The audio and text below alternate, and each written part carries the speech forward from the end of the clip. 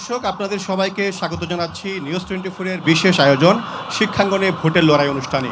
পুরো আয়োজনে আপনাদের সঙ্গে আছি আমি সাইফুল ইসলাম। আপনারা ইতিমধ্যেই জানেন আগামী 9 সেপ্টেম্বর অনুষ্ঠিত হবে বহুল আলোচিত ঢাকা বিশ্ববিদ্যালয় কেন্দ্রীয় ছাত্র সংসদ ডাকসু নির্বাচন। এই নির্বাচন ঘিরে ইতিমধ্যেই উৎসবমুখর পরিবেশ বিরাজ করছে প্রাচ্যের অক্সফোর্ড খ্যাত ঢাকা বিশ্ববিদ্যালয় ক্যাম্পাসে, এবং বিভিন্ন পদের প্রার্থীরা তারা শিক্ষার্থীদের মন জয় করার জন্য নানা প্রতিশ্রুতি দিচ্ছেন। রয়েছে পাল্টাপাল্টি অভিযোগও।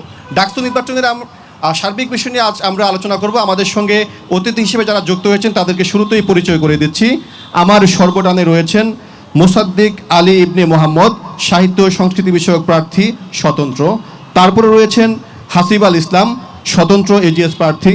তারপর রয়েছেন আলী সাদি ভুইয়া, স্বতন্ত্র শিক্ষার্থী ঐক্য প্যানেলের জিএস প্রার্থী। আমার বাম পাশে রয়েছেন মোহাম্মদ খায়রুল্লাহ হাসান মারজান, ইসলামী ছাত্র আন্দোলন সমর্থিত জিএস প্রার্থী। এবং আমার বাম পাশে রয়েছেন বাংলাদেশ জাতীয়তাবাদী ছাত্রদলের আন্তর্জাতিক বিষয়ক সম্পাদক প্রার্থী মেহেদি হাসান। আপনাদের সবাইকে ধন্যবাদ জানাচ্ছি। আমি শুরুতেই যাচ্ছি আল সাদি ভুইয়ার কাছে। আল সাদি ভুইয়া, আপনি জানেন যে গতকাল হাইকোর্ট ডাকসু নির্বাচনকে স্থগিত করে একটি রায় দিয়েছিল। পরবর্তীতে আবার চেম্বার আদালত রায় দিয়েছে যে ডাকসু নির্বাচন 9 সেপ্টেম্বর হতে বাধা নেই, এবং আজকে একটি আবার রায় এসেছে। বিচারপতি ফারাহ মাহবুব একটি রায় দিয়েছেন যে আগামীকাল চেম্বার আদালতে এই বিষয়ে পূর্ণাঙ্গ শুনানি হবে, তারপরে আসলে জানা যাবে যে ডাকসু নির্বাচনটি নির্দিষ্ট সময়ে হবে কি হবে না। তা আপনি এই বাস্তবতায় কি মনে করছেন? কোনো নির্বাচন নিয়ে কোনো অনিশ্চয়তা আছে নাকি নির্বাচন সঠিক সময় হবে? আমি আসলে নির্বাচন হওয়া নিয়ে 24শে জুলাই অভিযোগ করেছিলাম যে নির্বাচন পেছানোর জন্য চক্রান্ত করছে একটি পক্ষ না, এখন আসলে এই একটি পক্ষ থেকে কয়েকটি পক্ষ হয়েছে। তো আমি আশা করছি যে হাইকোর্ট আগামীকাল শিক্ষার্থীদের পক্ষে রায় দিবে, কারণ 9 সেপ্টেম্বর যদি ডাকসু নির্বাচন না হয়, আগামীর বাংলাদেশ কোন দিকে যাবে, আগামীর বাংলাদেশের স্বাধীনতা সার্বভৌমত্ব থাকবে কিনা, সেটি কিন্তু 9 সেপ্টেম্বর উপর নির্ভর করবে। আপনারা জানেন এই নির্বাচন কেন্দ্রিক যে বিভিন্ন জটিলতা আছে সেটি নিয়ে আমাদের প্রধান উপদেষ্টা, আমাদের সেনাবাহিনীর প্রধান, আমাদের বিভিন্ন রাজনৈতিক দলের নেতারা কিন্তু শঙ্কা প্রকাশ করেছে যে নির্বাচন নিয়ে। যদি আপনি ধরে রাখেন যে আগামী 9 সেপ্টেম্বর ডাকসু নির্বাচন হচ্ছে না, তবে আপনাদেরকে ধরে রাখতে হবে যে ফেব্রুয়ারিতেও জাতীয় নির্বাচন হচ্ছে না, এমনকি বাংলাদেশের বর্তমান যে রাজনৈতিক স্থিতিশীলতা আছে সেটিও কিন্তু থাকবে না। একটি দল যারা বাংলাদেশকে গৃহযুদ্ধের দিকে এগিয়ে নিয়ে যেতে চায়, তারাই কিন্তু ডাকসু নির্বাচন বন্ধের পায়তারা করছে।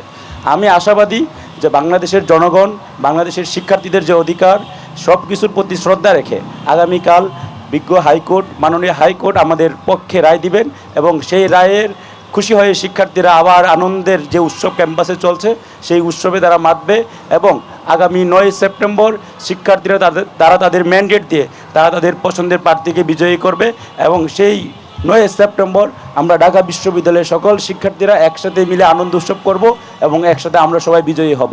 সে জায়গায় যে যত চক্রান্ত করুক, আমি মনে করি যে ঢাকা বিশ্ববিদ্যালয় সেই সব বাংলাদেশকে সেই পথ দেখাবে, এবং সেই ঢাকা বিশ্ববিদ্যালয় বাংলাদেশকে যেই পথ দেখায় সেই পথে বাংলাদেশ বিজয়ী হবে। আগামী 9 সেপ্টেম্বর ঢাকা বিশ্ববিদ্যালয় বিজয়ী হবে, এবং ঢাকা বিশ্ববিদ্যালয় বিজয়ের মাধ্যমে সারা বাংলাদেশকে বিজয়ী করবে ইনশাআল্লাহ। ধন্যবাদ আল সাদি ভাইয়া। আমি একটু খায়রুল্লাহ হাসান মারজান, আপনার কাছে জানতে চাই যে একটি উদ্ভূত পরিস্থিতি তৈরি হয়েছে, আসলে এই পরিস্থিতির দায়টা আসলে কাদের, এবং আপনি ব্যক্তিগতভাবে মনে করেন কিনা যে এই নির্বাচনটি আসলে সঠিক সময়ে হবে কিনা, বা কোনো আশঙ্কা রয়েছে কিনা? দেখুন, ডাকসু নির্বাচন শিক্ষার্থীদের সবার মনের আকাঙ্ক্ষা। তো সেই আকাঙ্ক্ষার পথে যারাই বাধ্য হয়ে দাঁড়াবে, শিক্ষার্থীরা তাদের বিরুদ্ধে দাঁড়াবে। আপনি দেখেন যেই ইস্যুটা নিয়ে এই রিটটা হলো, কি হলো যে একজন প্রার্থী তিনি পূর্বে ছাত্রলীগের সাথে ছিলেন, সেখান থেকে কেন পদত্যাগ করেননি, সেজন্য তার নামে রিট হলো। এখন একজন প্রার্থী যদি সমস্যা থাকে সেই প্রার্থীর বিষয়ে, যে রিট করেছে তার বিষয়, এর সাথে সম্পূর্ণ ডাকসুর কি সমস্যা? একজন প্রার্থীর কারণে কেন সব শিক্ষার্থীদের যে অধিকার সে ডাকসু সে কেন বাতিল হবে? এর আসলে কোনো যৌক্তিকতা নেই। এবং একজন প্রার্থীর কারণে কেন সব শিক্ষার্থীদের যে অধিকার সে ডাকসু সে কেন বাতিল হবে? এর আসলে কোনো যৌক্তিকতা নেই। এবং আমরা দেখি বামপন্থীদের থেকে যিনি রিট করেছেন, মূলত এই ধরনের বামপন্থীরা বিশ্ববিদ্যালয় ক্যাম্পাসে কাজের কাজ কিছু নেই, অকাজের ঢেকি। তারা অনেকে নিজে মনে করতেছে নিজেরা নির্বাচিত হতে পারবে না, সেই জায়গা থেকে এখন মনে হলো যে কোনোভাবে হোক ডাকসুটা বন্ধ করে দিই। আরে ভাই, তুমি নির্বাচিত হতে না পারো, কিন্তু যে নির্বাচিত হোক সে তো আমাদের প্রতিনিধি হবে। যদি আমি নির্বাচিত হই, আমি শিক্ষার্থীদের প্রতিনিধি হবো, সবাই মিলে কাজ করবো। এখন কেউ কেউ আছে তারা নিজেরা নির্বাচিত হতে পারবে না, সেই ভয় থেকে মূলত ডাকসুকে বানচাল করার চেষ্টা করছে। এইসব আমরা কাজের কাজ কিছু নাই, অকাজের ঢাকি একজন ব্যক্তির উপরে ভিত্তি করে মূলত ডাকসুকে বানচাল করার একটা পায়তারা আমরা দেখছি। এবং এখন পর্যন্ত সেটা প্রশাসন থেকে শুরু করে ক্ষমতায় যারা আছে কিংবা যারা সামনের দিকে ক্ষমতায় থাকার সম্ভাবনা আছে, মিলেমিশে কিন্তু সবাই চায় ডাকসু যেন না হয়। কারণ কি, ডাকসু হলে এমন একটি প্রতিষ্ঠান, এই ডাকসুর নেতারা যারা উঠে আসবে, তারা যেই সরকারি ক্ষমতায় আসুক, যেই স্বৈরাচারীকে হয়ে উঠতে চাক, তাকে কিন্তু দৌড়নির উপরে রাখবে। দেখবেন গত ডাকসুর যে বিপিন রোলক আজকে দিন পর্যন্ত কিন্তু ইন্টারিম থেকে শুরু করে বর্তমান সরকার থেকে শুরু করে সামনের দিনে যারা সরকার আসবে, সবাই কিন্তু দৌড়নির উপরে রাখতেছে। তো নতুন যারা স্বৈরাচার হবে, তারা মূলত চায় না এই ধরনের নতুন নতুন নেতৃত্ব ডাকসুর মধ্যে থেকে উঠে আসুক। সেই জন্য কিন্তু এক ধরনের এটাকে বানচাল করার একটা প্রবণতা আমরা দেখছি। ধন্যবাদ। মেহেদী হাসান, আপনি তো জাতীয়তাবাদী ছাত্র দলের প্রতিনিধিত্ব করছেন। বর্তমানে যে একটি পরিস্থিতি তৈরি হয়েছে এবং আপনারা কিন্তু গতকাল বিক্ষোভ করেছেন এবং আপনারা স্পষ্ট করে বলেছেন যে যথাসময়ে নির্বাচন হতে হবে। আজকে আমরা যেটি জানতে পারলাম, আগামীকাল আবার হাইকোর্টের যে আপিল বিভাগ, সেখানে শুনানি হবে। শুনানির পর আসলে সিদ্ধান্ত হবে 9 সেপ্টেম্বর নির্বাচন অনুষ্ঠিত হবে কি হবে না। তো এমন বাস্তবতায় একজন ছাত্র দলের প্রতিনিধি হিসেবে আপনি কি মনে করেন যে এই নির্বাচনটি আসলে কারা পিছিয়ে দিতে চায় বা এই নির্বাচনটি কারা বানচাল করতে চায়? দেখুন, গত 24 ঘন্টায় ঢাকা বিশ্ববিদ্যালয়ে অনেক নাটকীয়তা দেখা গিয়েছে। আমরা প্রথমে বাংলাদেশে দেখেছি যে ডাকসু নির্বাচন স্থগিত আদেশ এসেছে, পরবর্তীতে আধা ঘন্টার মধ্যে সেই স্থগিত আদেশের উপরে আরেকটি স্থগিত আদেশ এসেছে, রায় স্থগিত, মানে ডাকসু হবে।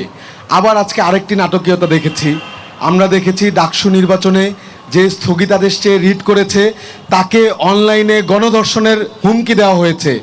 ঢাকা বিশ্ববিদ্যালয়ে রাজনৈতিক মতবিরোধ থাকবে, আমাদের আদর্শিক জায়গায় কিছু জায়গায় আমাদের হয়তোবা মত পার্থক্য থাকবে, কিন্তু কিছু ক্ষেত্রে আমরা যে ঢাকা বিশ্ববিদ্যালয়ে যে কোনো নারী শিক্ষার্থীর নিরাপত্তা নিশ্চিত থাকবে, যে কোনো পুরুষ শিক্ষার্থীর নিরাপত্তা নিশ্চিত থাকবে। 24শে জুলাই আগস্টের যে গণ অভ্যুত্থান, সে গণ অভ্যুত্থান বাংলাদেশের 17 বছরের যে পুঞ্জীভূত ক্ষোভ, বাংলাদেশের মানুষের মধ্যে ভোট দিতে না পারার যে কষ্ট, সেই কষ্ট থেকে 24 জুলাই আগস্ট গণ অভ্যুত্থান এসেছে। ঢাকা বিশ্ববিদ্যালয়ে ছাত্রদল, সারা বাংলাদেশে ছাত্রদল বিভিন্ন ছাত্র সংসদ নির্বাচন চেয়ে এসেছে এবং সর্বোচ্চ তারা কিন্তু কণ্ঠ রেজ করেছে। এবং সর্বশেষ যে ডাকসু নির্বাচনের যে স্থগিতাদেশ আসলো, এরপরে কিন্তু ছাত্রদল প্রথমে কিন্তু মিছিল করেছে সাংগঠনিকভাবে এবং ডাকসু নির্বাচন চেয়েছে। এবং আমরা কিন্তু স্পষ্টভাবে জানিয়ে দিয়েছি যে 9 সেপ্টেম্বর ডাকসু নির্বাচন আসবে। কিন্তু এই ডাকসু নির্বাচন যে স্থগিতাদেশ আসলো, কী কারণে আসলো? আমরা দেখেছি যে ছাত্রলীগের কমিটিতে থাকার কারণে একজন স্থগিতাদেশ এসেছে, একজন রিট করেছেন, তার কারণে স্থগিত হয়ে গেছে। আমরা কিন্তু বিশ্ববিদ্যালয় প্রশাসনকে বারবার বলেছি, আমরা বলেছি ঢাকা বিশ্ববিদ্যালয় থেকে বৈষম্য নিরসন করতে হবে, ডাকসুর যে গঠনতন্ত্র সংস্কার করতে হবে, একচ্ছত্র আধিপত্য যে ভিসি সাহেবের, আমাদের ভিসি স্যারের, সেটাকে কিন্তু ক্ষুণ্ণ করতে হবে, একটা ব্যালেন্স আনতে হবে। আমরা বলেছি যে যারা যারা অতীতে ছাত্রলীগের কমিটিতে ছিল, যারা এই ফ্যাসিবাদকে তোষণ করেছে, ফ্যাসিবাদের হয়ে রাজপথে ক্ষমতা উৎপাদন করেছে, তাদেরকে ডাকসুতে অংশগ্রহণ করতে দেওয়া যাবে না। কিন্তু বিশ্ববিদ্যালয় প্রশাসন আমাদের এসব কথাকে আমলে নেয়নি, তারা ওই সকল প্রার্থীকে ডাকসু নির্বাচনে প্রার্থী হওয়ার সুযোগ দিয়েছে, যার ফলশ্রুতিতে কিন্তু রিট করার কারণে ডাকসু নির্বাচন আটকে গেছে। আমরা দ্ব্যর্থকণ্ঠে জানিয়ে দিতে চাই যে ঢাকা বিশ্ববিদ্যালয়ের শিক্ষার্থীরা তাদের ভোটাধিকার প্রয়োগ করতে চায়, তারা একটি সুন্দর অংশগ্রহণমূলক নির্বাচন করতে চায়, যে নির্বাচনে তারা তাদের পছন্দের প্রার্থীকে জিতিয়ে আনতে চায়। বাংলাদেশ জাতীয়তাবাদী ছাত্রদল ডাকসুর পক্ষে ছিল, আছে, থাকবে এবং নির্বাচন 9 সেপ্টেম্বর হতেই হবে, হতেই হবে, হতেই হবে। মেহেদী হাসান, আপনাকে অসংখ্য ধন্যবাদ। আমি একটু হাসিব আল ইসলাম আপনার কাছে শুনতে চাই, আপনাদের স্বতন্ত্র প্রার্থী। বর্তমান যে একটি পরিস্থিতি তৈরি হয়েছে, নির্বাচনে একটি অনিশ্চয়তা আমরা গতকাল দেখেছিলাম, যদিও এখনো পর্যন্ত ডাকসু নির্বাচন 9 সেপ্টেম্বর হবে, সেটি কিন্তু আসলে আদালতের রায়। এমন বাস্তবতা আসলে আমার বেশ কয়েকজন বক্তা ইতিমধ্যেই বলেছে যে বর্তমান সরকার আসলে এই নির্বাচনটি হতে দিতে চায় না, যারা প্রভাবশালী তারা দিতে চায় না। আমরা দেখেছি যে গত 35 বছরে মাত্র একবার ডাকসু নির্বাচন অনুষ্ঠিত হয়েছে, সেটি 2019 সালে, এবং স্বাধীনতার পর মাত্র 8 বার অনুষ্ঠিত হয়েছে, অথচ প্রতি বছর কিন্তু ডাকসু নির্বাচন হওয়ার কথা। এই যে ডাকসু নির্বাচনকে বারবার পিছিয়ে দেওয়া হয়, এর পিছনে আসলে দায় টাকার এবং কারা আসলে চায় না যে ঢাকা বিশ্ববিদ্যালয়ের শিক্ষার্থীরা তাদের প্রতিনিধির মাধ্যমে ক্যাম্পাস এগিয়ে নেবে? আপনি কি মনে করেন? দেখুন, গণতান্ত্রিক বাংলাদেশের যেই যাত্রা জুলাই গণ অভ্যুত্থানের পরবর্তী সময়ের বাংলাদেশের যে গণতান্ত্রিক যাত্রা, সেই যাত্রাটি শুরু হতে যাচ্ছে 9 সেপ্টেম্বর ডাকসু নির্বাচনের মধ্যে দিয়ে।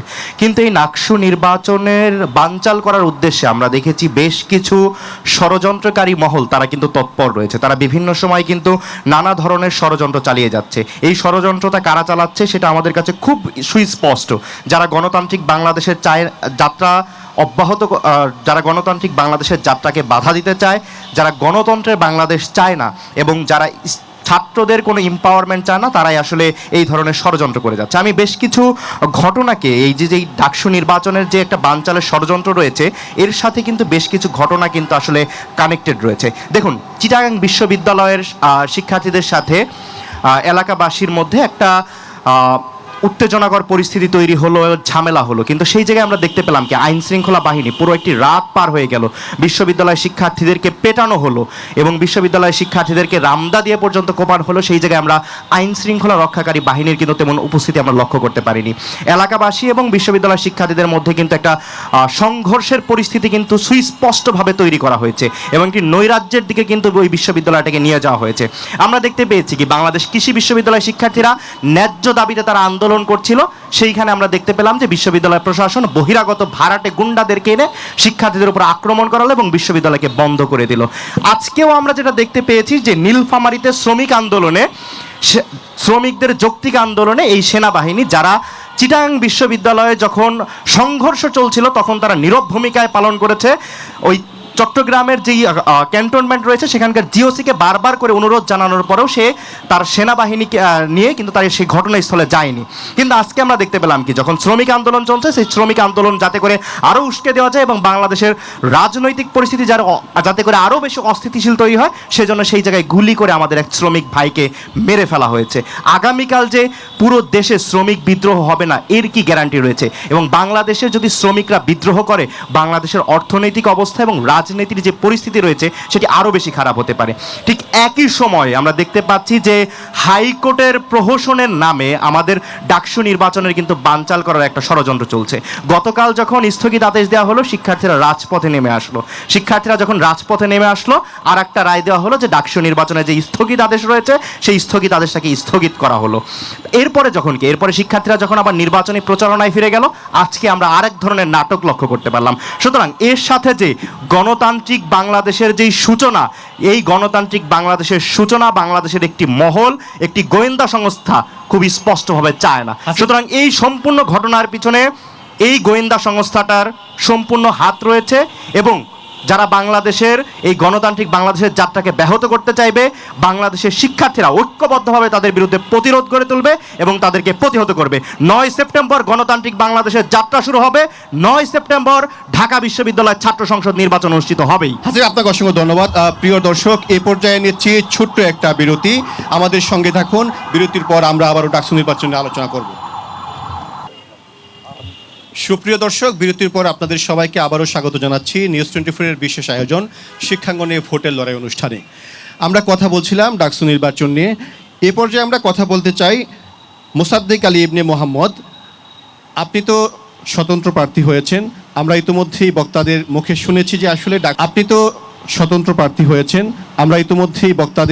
শুনেছি যে আসলে ডাকসু নির্বাচন নিয়ে যে একটি অনিশ্চয়তা তৈরি হয়েছে।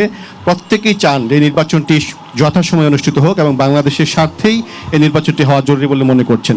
আপনি এই যে সামগ্রিক পরিস্থিতি, আপনার কাছে কি মনে হয় এর পেছনে অন্য কোনো শক্তির হাত রয়েছে কিনা নির্বাচনটিকে বানচাল করার জন্য? দেখুন, ঢাকা বিশ্ববিদ্যালয়ের কেন্দ্রীয় ছাত্র সংসদ নির্বাচন বরাবরই বাংলাদেশের রাজনীতির কেন্দ্রবিন্দুতে ছিল। আজকে আমরা যে ডাকসু নির্বাচনের দোরগোড়ায় এসে পৌঁছেছি, এটি কিন্তু আমাদের একটা দীর্ঘ লড়াই সংগ্রামের মধ্য দিয়ে এসে পৌঁছাতে হয়েছে। আমাদের অভ্যুত্থানের 9 দফার দাবি ছিল যে সকল শিক্ষাঙ্গনে ছাত্র সংসদ নির্বাচন কার্যকর করতে হবে।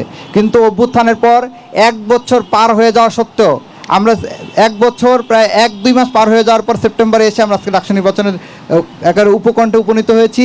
কিন্তু এর জন্য 5 আগস্টের পর থেকে আমাদের নিয়মিত বিরোধিতা মিছিল করতে হয়েছে, বিক্ষোভ করতে হয়েছে, প্রশাসনের ভবন ঘেরাও করতে হয়েছে, ভিসির বাসভবন ঘেরাও করতে হয়েছে, অনশন পর্যন্ত করতে হয়েছে এবং ধাপে ধাপে অনশন করতে হয়েছে, অবস্থান কর্মসূচি করতে হয়েছে। এক পর্যায়ে এসে আমরা আজকের এই ডাকসু নির্বাচন পাচ্ছি। তো এইটা এত লড়াই কেন করতে হলো? কারণ সবাই ভয় পায় যে ডাকসু নির্বাচন যদি অনুষ্ঠিত হয়ে যায় তাহলে যারা ক্ষমতার খুব কাছাকাছি চলে আসছে বলে মনে করেন বা যারা ক্ষমতায় যেতে চান বা যারা অতীতে ক্ষমতায় ছিলেন তারা সবসময় ডাকসুকে একটা থ্রেট হিসেবে মনে করেছেন। আমরা দেখেছি যে ইতিপূর্বে যখন ঢাকা বিশ্ববিদ্যালয়ে যখনই কোনো উন্নয়নমূলক কর্মকাণ্ড হয়েছিল 5 আগস্ট পূর্ববর্তী সময় যখন ডাকসু ছিল না, তখন কিন্তু একটা নির্দিষ্ট ছাত্র সংগঠন সেই উন্নয়নমূলক কর্মকাণ্ডগুলোর মধ্য থেকে যে মাসোয়ারা বা ভাগ সেটা কিন্তু তারা নিয়েছিল এবং সেটার থেকে যে ব্যয়ের যে একটা সুস্পষ্ট স্বচ্ছ বিবরণ সেটা কিন্তু শিক্ষার্থীরা কখনো বুঝে পায় নাই। যখনই শিক্ষার্থীরা সেটা বুঝে নিতে গিয়েছে তখন শিক্ষার্থীদের উপরে ছাত্রলীগ চড়াও হয়েছে। আমার খেয়াল আছে আমাদের প্রতি বছর ভর্তির শুরুতেই আমাদের স্টুডেন্ট স্মার্ট আইডি কার্ড দেওয়ার জন্য প্রত্যেক শিক্ষার্থীদের কাছ থেকে 600 টাকা করে নেওয়া হয়, কিন্তু আমরা কখনোই প্রথম, দ্বিতীয় এবং তৃতীয় বর্ষ আমরা স্মার্ট কার্ড পাইনি। আমাদের আইডি কার্ড তৃতীয় চতুর্থ বছর পার হয়ে যাওয়ার পরে তারপর আমরা স্মার্ট আইডি কার্ড পাচ্ছিলাম। তো এরকম একটা পরিস্থিতিতে 2023 সালের নভেম্বরে যখন আমরা একটা মানববন্ধন করলাম, সেই মানববন্ধন করার সময় সাথে সাথেই আমরা দেখতে পেলাম যে ভিসির নির্দেশে তৎকালীন ছাত্রলীগের যে ঢাকা বিশ্ববিদ্যালয়ের সভাপতি মাজারুল কবির স্বয়ন তিনি প্রায় 50-60 জনের একজন একটা বাহিনী নিয়ে এসে আমাদের উপর চড়া হলেন। তো এই ধরনের ঘটনাগুলো কেন ঘটে? যে এই যে বিশ্ববিদ্যালয় প্রশাসনের যে ছোটো ছোটো বাজেট বলেন আর বড় বড় বাজেট বলেন, সেই বাজেটগুলো যাতে তার আটকে এখান থেকে মাসোয়ারা ভাগ করতে পারে এবং তাদের পেটুয়া বাহিনী এবং তারা নিজেরা পারস্পরিক আন্ডারস্ট্যান্ডিংয়ের ভিত্তিতে ভাগাভাগি করে এটা যদি করতে পারে সেই জন্য তারা কিন্তু এই পদক্ষেপগুলো নেয়। এবং এছাড়াও যদি আপনি মুজিব হলের যে ভবনটি হয়েছে সেটির কথা যদি আপনি চিন্তা করেন, সেই ভবনের কিন্তু ট্রাক শান্তর নাম আমরা শুনেছি, যিনি মুজিব হল ছাত্রলীগের সভাপতি ছিলেন। তিনি কিন্তু সেখান থেকে প্রায় 50 কোটি টাকা তিনি সেখান থেকে নিয়েছিলেন বলে আমরা রাজনৈতিক বাতাসে চাওয়ার খবর শুনতে পাই। কিন্তু যখন ডাকসু ছিল 2019 সালে, তখন যতগুলো উন্নয়নমূলক কর্মকাণ্ড হয়েছে প্রত্যেকটা কিন্তু শিক্ষার্থীদের কাছে স্বচ্ছ ছিল এবং জবাবদিহিতা স্পষ্ট ছিল। তো সেই জায়গা থেকে এবং 19 সালে ডাকসু হওয়ার পরে শিক্ষার্থীদের উপর যে ছাত্রলীগের জুলুম নির্যাতন ছিল সেটি কিন্তু অনেকাংশে কমে আসছিল, কারণ প্রত্যেকটা ছাত্রনেতাই চাইতেন যে তাকে যদি নির্বাচিত হতে হয় তাহলে অবশ্যই শিক্ষার্থীদের আশা আকাঙ্ক্ষার আলোকে কাজ করতে হবে। তো সেই জায়গা থেকে যারা মনে করেন যে ক্ষমতার খুব কাছাকাছি চলে আসছেন, এই একটা শক্তি। আর একটা শক্তি হচ্ছে, আমি যেটা স্পষ্ট ভাষায় বলতে চাই, যারা হচ্ছে বাংলাদেশের অস্তিত্বের বিরোধী, যারা বাংলাদেশের অস্তিত্ব চায় না এবং যারা বাংলাদেশ মাথা উঁচু করে দাঁড়াক এটা যারা চায় না, এবং বাংলাদেশের শিক্ষাঙ্গন স্থিতিশীল থাকুক এটা যারা চায় না, বিদেশ থেকে বাংলাদেশকে যারা কন্ট্রোল করতে চায়, এই ধরনের একটা শক্তি এবং গোয়েন্দা সংস্থা তারা আসলে আধিপত্যবাদীদের দোসর হয়ে এই ডাকসু নির্বাচনকে আটকে দেওয়ার জন্য বিভিন্ন ধরনের পদক্ষেপ আপনাকে বুঝতে পারছি, ধন্যবাদ। আলসাদি ভুইয়া, আপনি যেমনটা আগের বক্তব্যে বলেছেন যে আসলে ডাকসু নির্বাচন যদি অনিশ্চিত হয়ে যায় তাহলে আগামী জাতীয় সংসদ নির্বাচন অনিশ্চিত হতে পারে। আসলে ডাকসুর সাথে জাতীয় নির্বাচনের সম্পর্কটা বা কি? এটা আসলে আমি বলেছি হচ্ছে যে বর্তমানে যারা ক্ষমতার শিখরে আছেন, ক্ষমতা উপভোগ করছেন, তারা আসলে নির্বাচনকে ভয় পায়। শুধু ডাকসু নির্বাচন না, সকল ধরনের নির্বাচনকে তারা ভয় পায়। আর ডাকসু আমরা হচ্ছে ক্ষমতার দম্ভকে ভেঙে দেই, ক্ষমতার দম্ভের সাথে আমরা লড়াই করি এবং সেই লড়াইটি আজকের না, কিন্তু আমরা 1971-এর মুক্তিযুদ্ধের আগে থেকেই কিন্তু সেই লড়াইটি আমরা দেখেছেন। এই ডাকসু কিন্তু আমাদের 1971 সালে মুক্তিযুদ্ধের সূচনা তৈরি করেছিল। আমরা 52-এর ভাষা আন্দোলন, 66-র 6 দফা আন্দোলন, সকল কিছু যখন ঢাকা বিশ্ববিদ্যালয়ে থেকে শুরু হয়েছিল তার পিছনে কিন্তু এই ছাত্র সংগঠনগুলোর, এই ছাত্র সংসদের ভূমিকা ছিল।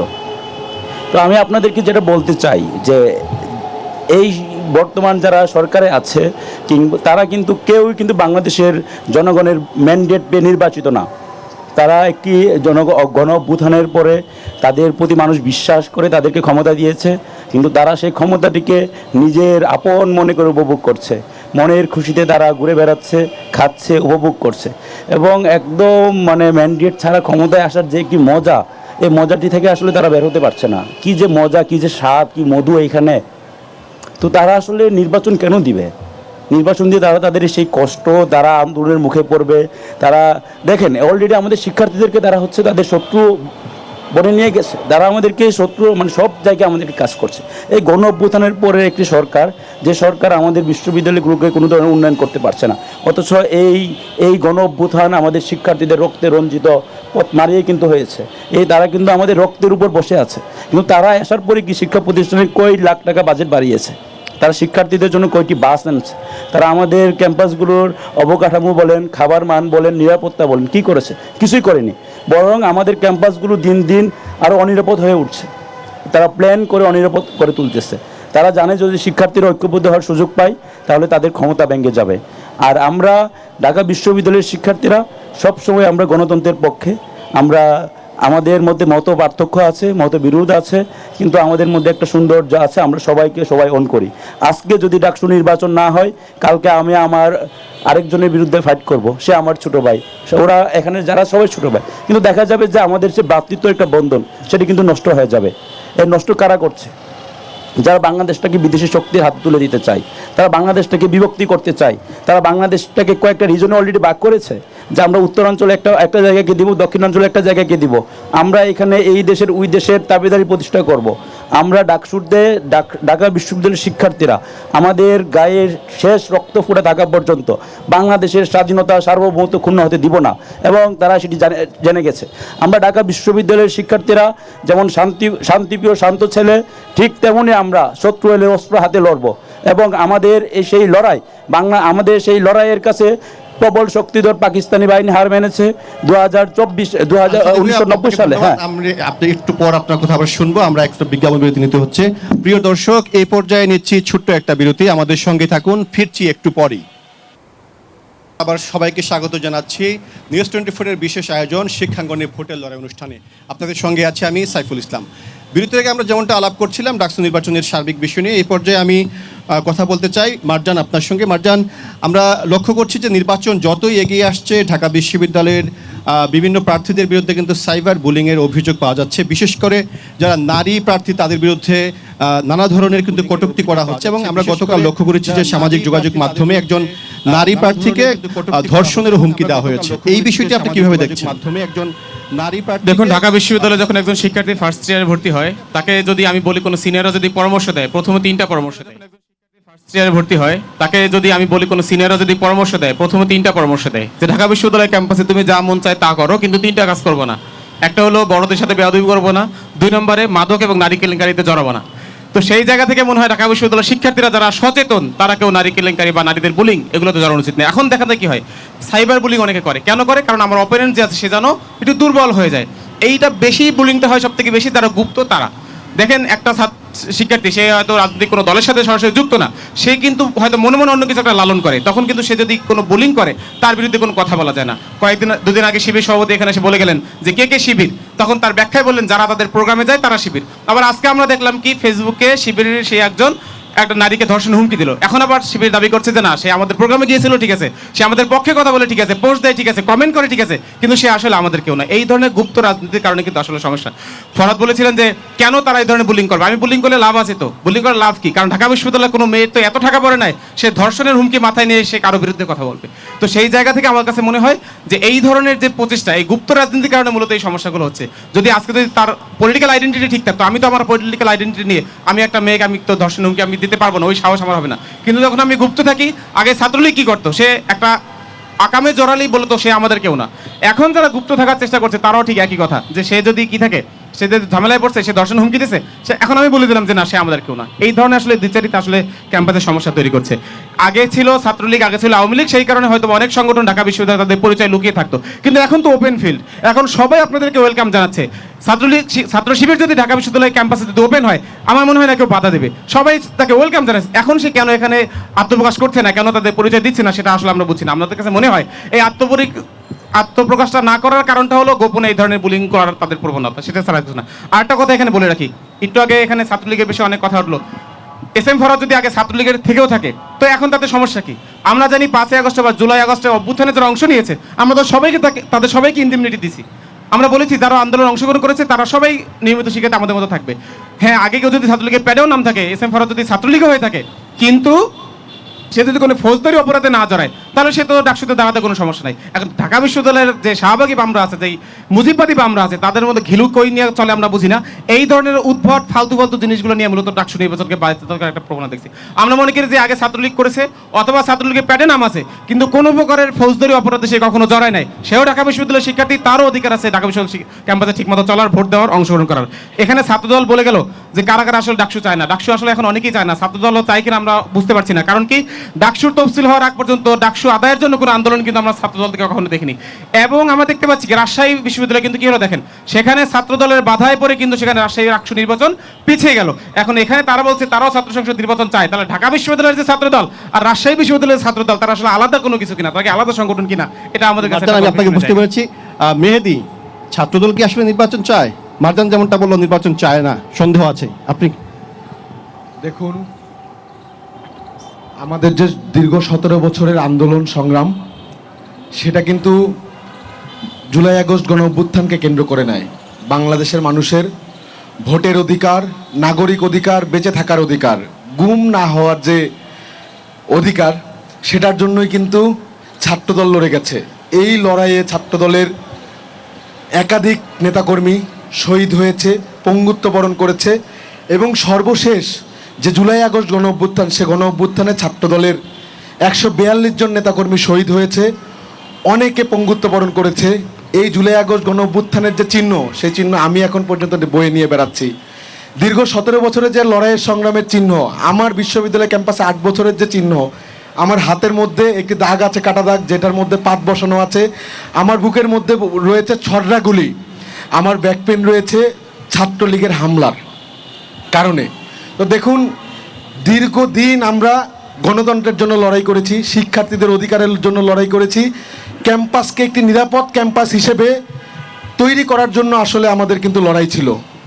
যখন আমরা শুনি জুলাই আগস্ট গণ অভ্যুত্থান পরবর্তী সময়ে, যখন আমরা কিছুদিন আগেও আমরা 11 দফা দিয়েছি, যে 11 দফার মধ্যে স্পষ্টভাবে কিন্তু আমরা উল্লেখ করেছি যে প্রত্যেকটি ক্যাম্পাসের মধ্যে ছাত্র সংসদ নির্বাচন হতেই হবে।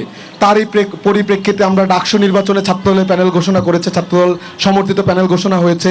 আমরা জাকসু নির্বাচনে ছাত্রদলের প্যানেল ঘোষণা করেছি। আমরা চট্টগ্রাম বিশ্ববিদ্যালয়ে এখনও পর্যন্ত শিক্ষার্থীদের পক্ষে লড়াই করছি। ওইখানে যে সর্বশেষ যে সমস্যাটি হলো, ছাত্রদলের নেতাকর্মীরাও কিন্তু মার খেয়েছে ওইখানে যে লোকালদের কাছে, শিক্ষার্থীদের পক্ষে। আমরা রাজশাহী বিশ্ববিদ্যালয়ে কি হয়েছে, রাজশাহী বিশ্ববিদ্যালয়ে আমরা কিন্তু বলেছি রাবি ছাত্র সংসদ নির্বাচন আমরা চাই। এই কারণেই কিন্তু আমাদের সকল নেতাকর্মী কিন্তু রাকসু নির্বাচনের ফর্ম কিনেছে। কিন্তু পরবর্তীতে আমরা দেখেছি যে ঢাকা বিশ্ববিদ্যালয়ের ছাত্র সংসদ নির্বাচনে 24-25 সেশনের শিক্ষার্থীরা ভোট দিতে পারলে রাজশাহী বিশ্ববিদ্যালয়ের শিক্ষার্থীরা একই সেশনের হলে তারা কেন ভোট দিতে পারবে না? এটা নিয়ে আমরা রাজপথে ছিলাম, আছি, থাকবো। ছাত্রদল বরাবরই গণতন্ত্রের পক্ষে ছিল, ছাত্র সংসদ নির্বাচনের পক্ষে ছিল, এখনও আছে, সামনেও থাকবে। এবং 9 সেপ্টেম্বরের নির্বাচনে হওয়ার পক্ষে আমরা যেমন আছি, সামনেও কিন্তু আমরা থাকবো। সকল ছাত্র সংসদ নির্বাচন হতেই হবে। আপনাকে বুঝতে পেরেছি। আমি একটু আলসাদি ভাই আপনার কাছে জানতে চাই, এই যে সাইবার বুলিং যেটা, সেই কালচারটি চলছে এবং বিভিন্ন প্রার্থী এবং বিভিন্ন যারা দল সমর্থিত প্যানেল, তাদের বিপক্ষে কিন্তু এই ধরনের অভিযোগগুলো আসছে। আপনি কি মনে করেন এই কালচারটার পেছনে আসলে দায় কাদের বেশি? এখানে আসলে কেউ দাঁড়াতে পারেনি, সবাই এখানে দায়ী। আমি দেখছি কোনো ছাত্র সংগঠন নেই যার বিরুদ্ধে এই নারীদের হয়রানি, নারীদের বুলিং, নারীদের হ্যারাসমেন্ট এবং নারীদেরকে বিভিন্ন কটু ভাষায় কটূক্তি করার হিস্ট্রি নেই। এরকম কোনো সংগঠন আমি এখন পর্যন্ত দেখিনি। আমি এমন কোনো সংগঠন এখন পর্যন্ত পাইনি। মারজান, আপনারটা বাদে আমি আপনাকে বলছি যে অনেক সংগঠনের বিরুদ্ধে আসলে আমি অভিযোগটা পেয়েছি।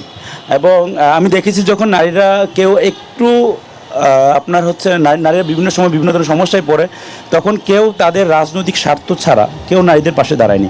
আজকে যদি মারজানের সংগঠনের কেউ আক্রান্ত হয়, শুধু মারজানই দাঁড়াবে।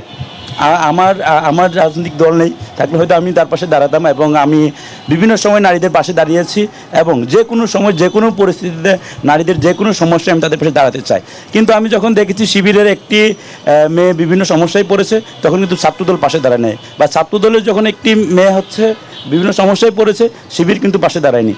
তো এইরকমভাবে যদি আমরা নারীদেরকে নিয়ে রাজনীতি করি, তাহলে আমাদের নারী নেতৃত্ব কিন্তু উঠে আসবে না। এবং আমাদের যে সমাজ, সে সমাজ আমরা সবাই মিলে চাই নারীরা উঠে না আসুক। আমাদের নারী প্রার্থীরা দেখেন, এই ডাকসুর মাঠে আমরা এখানে 5 জন আছি, একজন নারী প্রার্থী আছে? নারী প্রার্থী নাই। নারীরা আসতে যাচ্ছে না কেন এখানে? কারণ নারীদেরকে আজকে আমার যে লাইভ প্রোগ্রাম, সেই প্রোগ্রামের নিচে কমেন্ট করা হবে, তুমি এইটা ওইটা হ্যান ত্যান। এই যে বিষয়গুলো, একটা নারী আমার বোন ইউনিভার্সিটিতে পড়ে, আমার বোনের কমেন্টের নিচে দেখো যে এগুলো করছে। অসংখ্য ধন্যবাদ। আসলে আমাদের সময় কম। মুসাদ্দিক, আপনার কাছে একটু 1 মিনিটে জানতে চাই যে এখন যে সামগ্রিক পরিস্থিতি, আগামী নির্বাচন নিয়ে আপনার প্রত্যাশাটা কি? 1 মিনিটে। যে আমি একজন শিক্ষার্থী যেরকম প্রত্যাশা করছে, আমি সেরকম প্রত্যাশা করছি যে 9 সেপ্টেম্বর যথাসময়ে ডাকসু নির্বাচন অনুষ্ঠিত হবে এবং 9 সেপ্টেম্বরের পর থেকে বাংলাদেশের 5 আগস্টের পরবর্তী সময়ে বাংলাদেশে নতুন করে গণতন্ত্রের অভিযাত্রা শুরু হবে এবং প্রথমবারের মতো শিক্ষার্থীরা তাদের ভোটাধিকার ফিরে পাবে। আর একটু বলতে চাই, মেহেদী ভাইয়ের কাছে আমি একটা প্রশ্ন রাখতে চাই। মেহেদী ভাই বলেছেন যে ছাত্রদল সবসময় ডাকসুর পক্ষে, কিন্তু আমি একটা প্রশ্ন রাখতে চাই, ওনারা 90-এর পরে দুইবার ক্ষমতায় ছিলেন, কিন্তু ওনারা কয়বার ডাকসু দিয়েছেন সেই প্রশ্নটা আমি রাখতে চাই। জি, ধন্যবাদ মুসাদ্দিক। আমি একটু হাসিব আল ইসলাম আপনার কাছে 1 মিনিটে জানতে চাই, আগামী দিনে 9 সেপ্টেম্বর যে নির্বাচন অনুষ্ঠিত হওয়ার কথা রয়েছে, সেই নির্বাচন অনুষ্ঠিত হওয়ার বিষয়ে আপনি কতটুকু আশাবাদী এবং শিক্ষার্থীদেরকে এই বিষয়ে কতটা ইতিবাচকভাবে আপনি তাদেরকে আর এই নির্বাচনের বিষয়ে একত্রিত করতে চান? আচ্ছা দেখুন, আমরা বরাবরই বলে আসছি যে রাজপথের সিদ্ধান্তই চূড়ান্ত। রাজপথ বলে দিচ্ছে আগামী 9 সেপ্টেম্বর ডাকসু নির্বাচন হবে, অর্থাৎ যত বাধাই আসুক না কেন, যত ষড়যন্ত্রে আসুক না কেন, 9 সেপ্টেম্বর ডাকসু নির্বাচন হচ্ছে। আমরা দেখতে পেয়েছি বাংলাদেশের একটি গোয়েন্দা সংস্থা কখনোই বাংলাদেশের গণতান্ত্রিক যাত্রা চায়নি। তারা বরাবরই যেই দীর্ঘ 15 বছরের ফ্যাসিবাদ ছিল, এই ফ্যাসিবাদে যাতে টিকে থাকে সেজন্য এই ডিজিএফআই বারবার সহযোগিতা করে যাচ্ছে। আমরা দেখতে পেয়েছি বর্তমানে যে গণতান্ত্রিক বাংলাদেশের সূচনা হচ্ছে, এই সূচনার পথেও বাধা হয়ে দাঁড়িয়েছে এই ডিজিএফআই। এই ডিজিএফআইকে আমরা সতর্ক করে বলতে চাই, যদি ডাকসু নির্বাচন নিয়ে এবং শিক্ষার্থীদের অধিকার আদায়ের সংগ্রামে কোনো ধরনের কোনো বাধা কিংবা প্রতিবন্ধকতা তৈরি করার অপচেষ্টা করেন, তাহলে আপনাদের যে হেডকোয়ার্টার কচুক্ষেতে আছে, সেই হেডকোয়ার্টার কিন্তু আর কচুক্ষেতে থাকবে না। আপনাদের যেই ফ্যাসিবাদ ছিল, সেই ফ্যাসিবাদ যেভাবে দিল্লি পালিয়েছে, আপনাদেরকে আমরা কচুঘাট থেকে উৎখাত করে আপনাদের সেই যাদের এজেন্ডা, যাদের প্রেসক্রিপশন আপনারা বাংলাদেশে বাস্তবায়ন করেন, আপনাদেরকে সেই দেশেই পাঠিয়ে দেব, দিল্লি পাঠিয়ে দেব। ধন্যবাদ হাসিব। মারজান, আপনার কাছে 1 মিনিটে শুনতে চাই, নির্বাচন নিয়ে আপনার প্রত্যাশা কি? নির্বাচন নিয়ে ঢাকা বিশ্ববিদ্যালয়ের সকল শিক্ষার্থীর প্রত্যাশা হলো 9 তারিখ যেন অবশ্যই নির্বাচনটা হয়। কারণ কি, 5ই আগস্টের পরে আমরা ছাত্র রাজনীতির যে গণগত পরিবর্তন আমরা চেয়েছি, সেই পরিবর্তন অন্য কোনো মাধ্যমে হবে না। কেউ বলেছে হ্যাঁ বিরাজনীতিকরণ, কেউ বলেছে ছাত্র রাজনীতি নিষিদ্ধ করো ক্যাম্পাসে, কিন্তু আমরা বলেছি না, ছাত্র রাজনীতি নিষিদ্ধ করার মধ্য দিয়ে আসলে কিন্তু কোনো গুণগত পরিবর্তন আসবে না, বরং গুণগত পরিবর্তন আসবে ছাত্র সংসদ নির্বাচনের মধ্যে দিয়ে। যখন প্রত্যেকটা শিক্ষার্থী, যে কোনো সংগঠন, আমি হই, ছাত্রদল হোক কিংবা অন্য দল হোক, সে যখন জানবে বছর শেষে আমাদেরকে শিক্ষার্থীর সামনে এসে দাঁড়াতে হবে, তখন কিন্তু সেই সংগঠন সোজা হয়ে চলবে, সে কোনো উল্টাপাল্টা কোনো কাজ করবে না। সেই জায়গা থেকে আমরা বলেছি যে ছাত্র রাজনীতির আমরা গুণগত পরিবর্তন চাই, ক্যাম্পাসে সুন্দর পরিবেশ চাই, আগামীর বাংলাদেশ সুন্দরভাবে বিনির্মাণ করতে চাই। যদি দক্ষ নেতৃত্ব, যোগ্য নেতৃত্ব আমরা যদি বেছে নিতে চাই, তাহলে অবশ্যই প্রতি বছর বিভিন্ন বিশ্ববিদ্যালয়ে ছাত্র সংসদ নির্বাচনগুলো হতে হবে। তারই পরিক্রমায় ঢাকা বিশ্ববিদ্যালয়ে আগামী 9 তারিখ নির্বাচন হবে, যেই নির্বাচিত হোক নির্বাচন হবে। মার্জান, আপনাকে ধন্যবাদ, সেই সঙ্গে সবাইকে ধন্যবাদ। প্রিয় দর্শক, আজ এই পর্যন্তই। আমরাও প্রত্যাশা করছি আগামী 9 সেপ্টেম্বর ঢাকা বিশ্ববিদ্যালয়ে একটি উৎসবমুখর নির্বাচনের মাধ্যমে শিক্ষার্থীরা তাদের যে প্রতিনিধি তাদেরকে নির্বাচিত করবে এবং বাংলাদেশে যে গণতন্ত্রের যাত্রা, সে যাত্রা আরও বেশি এগিয়ে যাবে এবং বাংলাদেশ একটি প্রকৃতভাবে গণতান্ত্রিক রাষ্ট্র হিসেবে পরিগণিত হবে। এই ছিল আজকের মতো। আগামী দিন একই সময়ে আপনাদেরকে এই নিউজ 24-এর বিশেষ আয়োজন শিক্ষাঙ্গনে ভোটের লড়াই দেখার জন্য আমন্ত্রণ জানিয়ে শেষ করছি। ধন্যবাদ সবাইকে।